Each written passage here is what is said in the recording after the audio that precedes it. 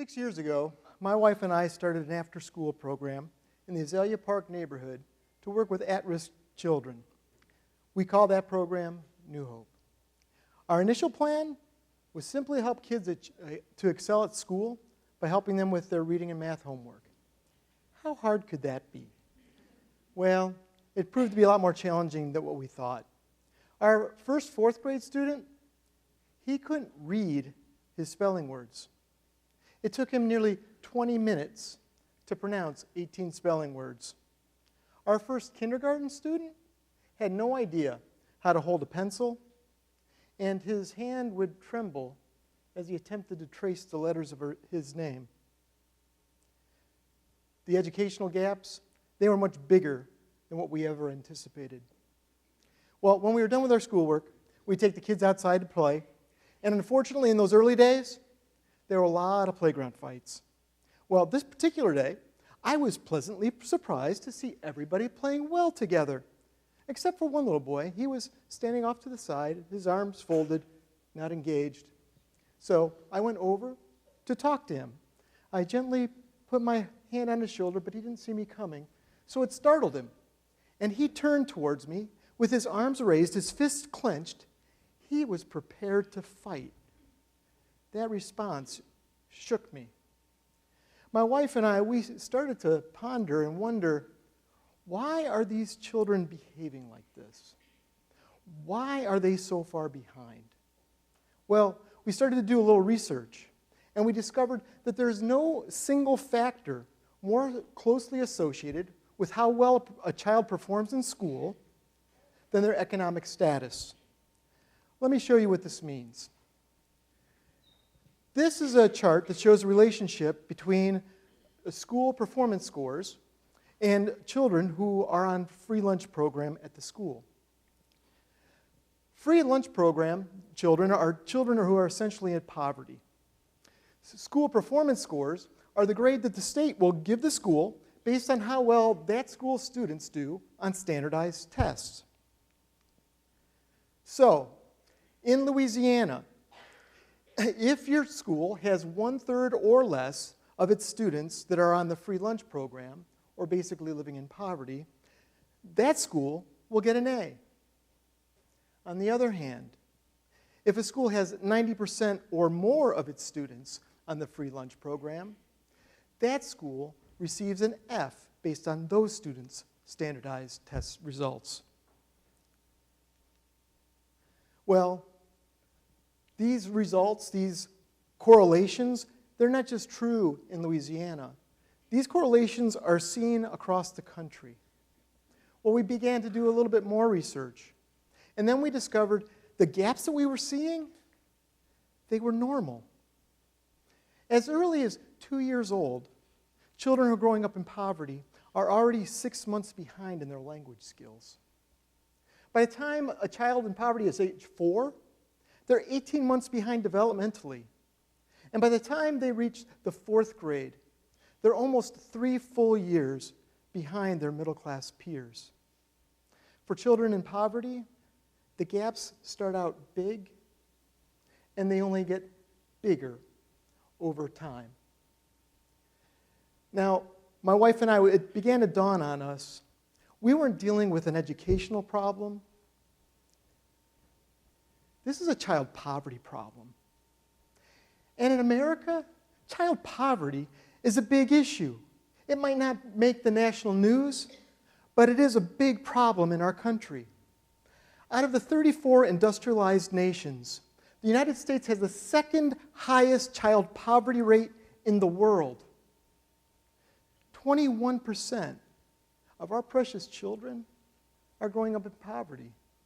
And for children under the age of 5, it's 24%. Well, what can we do about kids who are growing up in poverty? How can we help? Well, fortunately, we know a lot of strategies that work.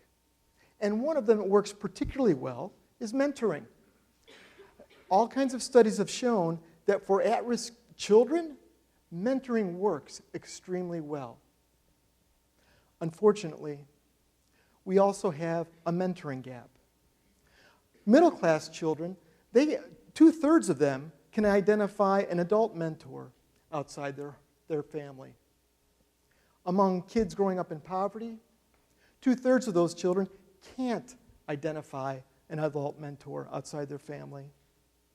And this gap, it doesn't exist because those kids want it that way. When they're asked, they're twice as likely to say, I want a mentor, I just don't have one.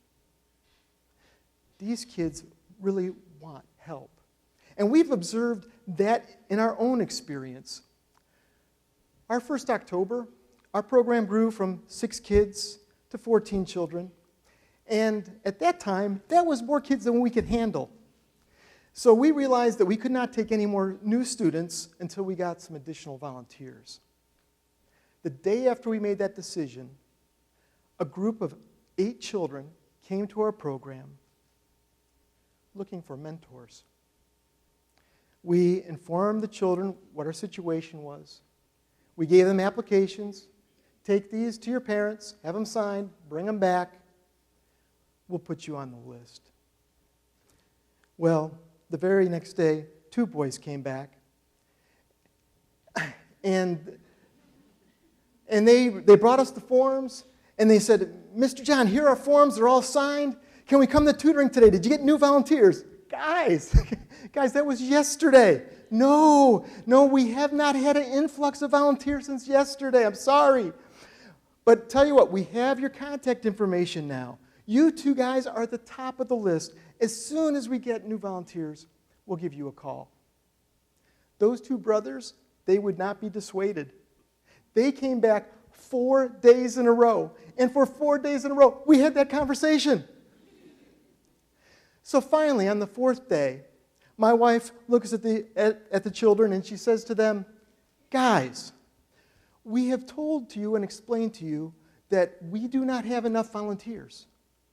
And I think we've been very clear that we will call you when we get more volunteers. We have not called you. Why do you keep coming back?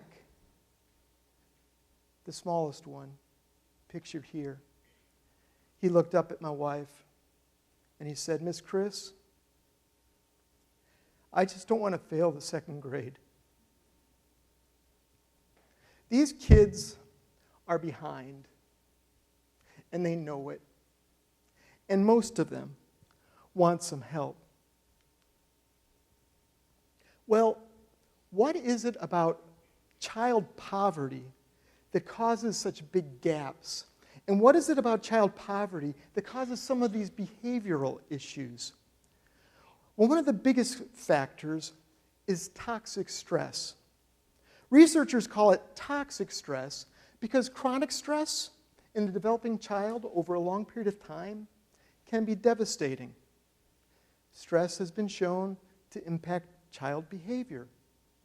It's starting to make sense. But chronic stress has also been shown to impact children's health. Kids who are dealing with stress, they tend to be more sickly. They tend to develop diseases. And later on in life, they tend to develop disabilities. And if the stress is both chronic and acute, it can shorten a child's life expectancy by 20 years. But for me, that's not the biggest issue. Toxic stress also interferes with the brain architecture of a developing child. When a child is dealing with stress, it actually reduces the number of neural connections in their brain. And of the number of neural connections in their brain that remain, those connections are all weaker. So their brains function less efficiently. And on average, it reduces their IQ by 13 points. Wow. What can we do about children's stress? Well, fortunately, we know the answer for this as well. There's something that works tremendously well in combating child stress, and that is a loving adult. Once again, the answer is found in relationships. What we've discovered is that the loving adult actually provides some kind of shield that protects the child from almost all kinds of negative effects of the stress they're experiencing. With the presence of a loving adult, we don't see the bad behaviors. Those disappear. The health issues, gone. The health of the brain, perfect. Love works. At New Hope, we call this person an admiring adult. An admiring adult is a person who takes time to get to know a child. It's the person who gets involved and gets to understand and find the undiscovered talents and abilities that this child has, and then helps that child develop those undiscovered gifts. An admiring adult bridges the gaps and helps the kid bridge those gaps. We believe that having a network of admiring adults is the key that unlocks all children's full potential. So, at New Hope, we changed our strategy. Instead of looking for tutors who would teach our children, now we look for admiring adults who will encourage our children. Now, instead of teaching our workers how to help kids with homework, we also teach them how to create a nurturing and safe environment that's conducive for learning and can form healthy relationships. It's also changed how we do our reading time. Now, reading time is a relational one-on-one time. And instead of focusing only on phonics and fluency, now we focus on story. We encourage the child and the adult to discuss the story while they're reading it. What do you think about what just happened? Did they make a good decision there? What do you think is going to happen next? And as the child and the adult discuss the story, their relationships are formed. Strange thing. Since we started taking this approach, our reading scores have increased tremendously. And now, our kids love reading. And since we've changed those tactics, the behavioral issues, they're gone.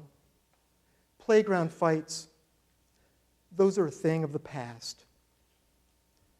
Relationships work. This is Emanuel. When he got to the 5th grade, his teacher realized he couldn't read. She had him evaluated. After his tests came back, the special education teacher came to him and said, "Emanuel, you don't have a learning disability. You just don't know how to read. We can fix that." So for 5 days a week, that teacher would take Emanuel out during reading time and read with Emanuel one-on-one. But that teacher didn't stop there. 3 days a week, she would stay after school with Emanuel for an additional 2 hours. And eventually, she would invite Emanuel, his brother, his sister, to her own home to play with her children. And every time she had the opportunity, she would tell Emanuel, "Emanuel, do you see how far you've come? Emanuel, you can do this. Emanuel, I believe in you." That woman was Emanuel's admiring adult. If you were to ask Emanuel, he would tell you today that that woman saved his life. Well, time went on, and over time, Emanuel developed new relationships with admiring adults and developed an entire new network of admiring adults. And with their support, with their help and encouragement, eventually, against all odds, Emanuel went to college. And today, Emanuel is a high school director working with at-risk teens in Opelousas. Today, Emanuel is an admiring adult because he knows the power of relationships. So, as it turns out, child poverty isn't an unsolvable problem. We know it works. And really, we didn't need studies to tell us that. Because everybody in this room, we can think of people who influenced us when we were children. We have pictures in our minds of people who invested in us, people who cared about us, people who helped make us be the people we are today. We know what it takes. It takes love. It takes time. It takes people. So, what can you do? Volunteer to work with an at-risk child. And if you're a business owner or a civic leader, encourage your relational networks to work with at-risk children.